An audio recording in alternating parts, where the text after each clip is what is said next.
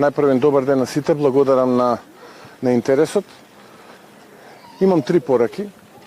Првата порака е да ги повикам граѓаните во Македонија масовно да излезат и да гласат, затоа што само на овој начин можеме да одлучуваме за нашата заедничка иднина. Ова се парламентарни и претседателски избори. Масовната излезност е глас и одлука за иднината на нашите семејства и иднината на нашата татковина. Втората моја порака е дека за време на кампањата предупредував на 2 можни сценарија, кои денеска гледаме дека се реалност. Првото сценарио е на онаа група политичари кои што во своето име го имаат зборот европски, а од европски немаат ниту е.